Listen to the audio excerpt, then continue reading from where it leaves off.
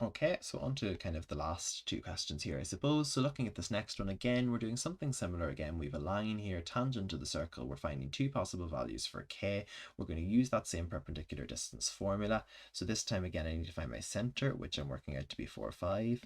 I need to find my radius here, so 4 squared plus 5 squared minus 32.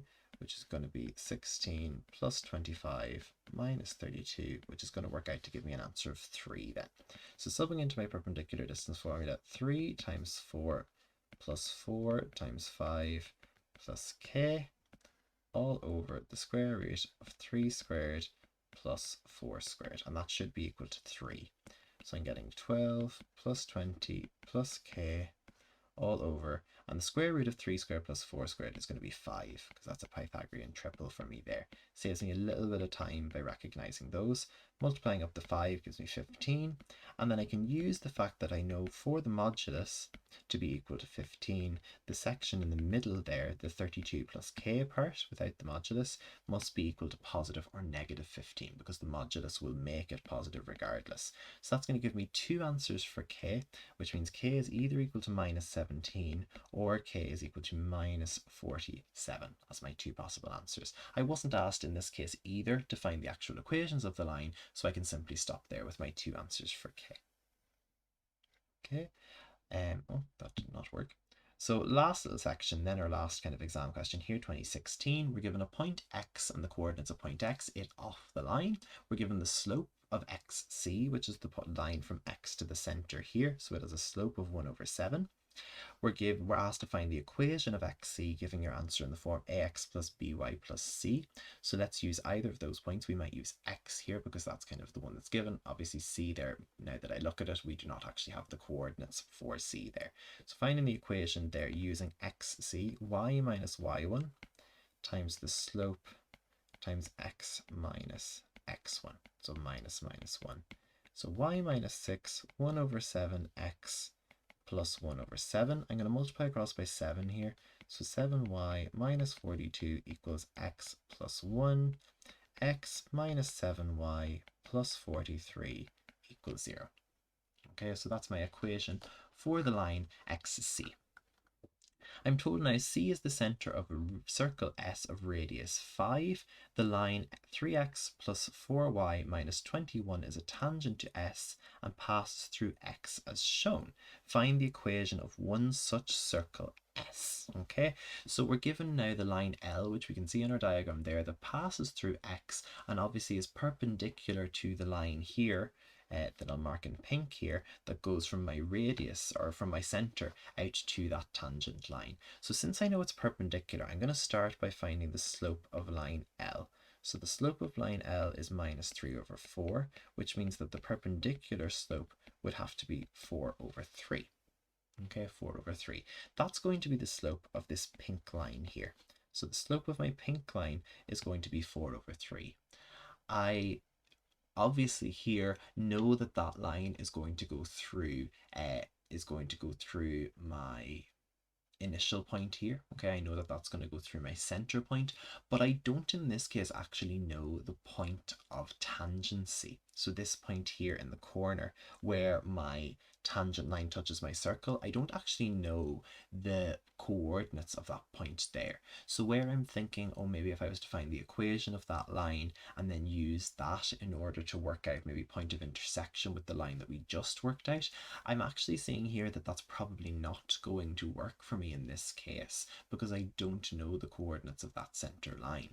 So instead we might have to consider a different method, which is really just going to be the same method that we've already looked at. So we're given the equation of the tangent here, but we're not given the individual coordinates of my center. But I'm going to start by looking at perpendicular distance. So 3 times minus g plus 4 times minus f minus 21.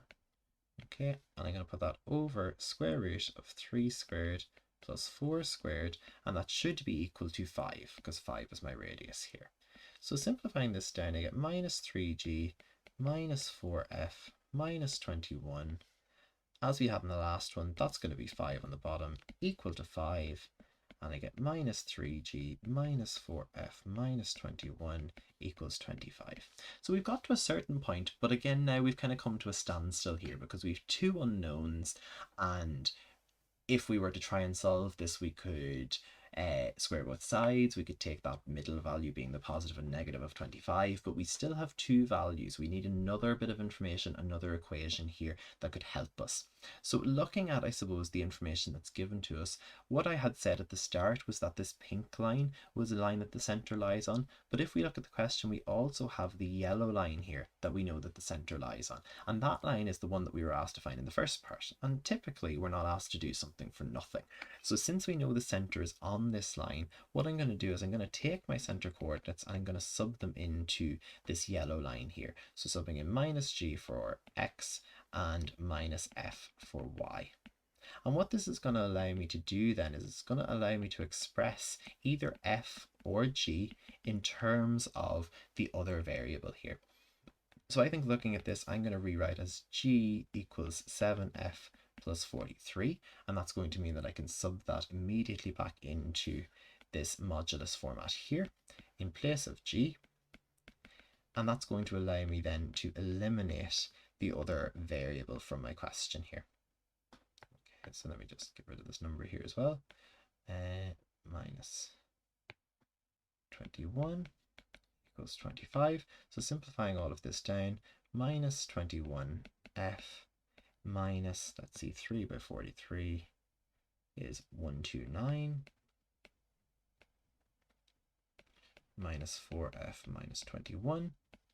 So we get minus 25f minus 150 equals 25. So taking that now, minus 25f minus 150 is equal to 25 or minus 25. Okay, so kind of getting to that point there where we're saying that it's either the positive or negative version of that. Let me see, hopefully that moves that down a little bit for me to give me a bit more space here. Okay, so looking at the question here then, so we're taking that as being the positive or negative version of that. So minus 25f is equal to 175, which means f is minus, let's look at that, divided by 25 minus 7, or minus 25f is equal to 125, where f then is equal to minus 5. Okay, so taking both of those options, we're going to find g now. So g is 7 times minus 7 plus 43, which of course is minus 49 plus 43, which is minus 6. Or g is 7 times minus 5 plus 43, which is minus 35 plus 43, which is going to give me an answer of 8 here. Okay, so I was asked to find the equation of one such circle, so I'm not even asked to find both cases here for the circle, so we'll just maybe pick one to look at. So say we go with this circle here with g, f, and we know our radius of 5. What I can do, even though I've written it in terms of g and f, I can still write it in that other format, just making sure that I convert to the center first of all. So my center here would be minus g minus f, which is going to be 6, 7, and then converting to my other format, x minus 6 squared plus y minus 7 squared equals 25.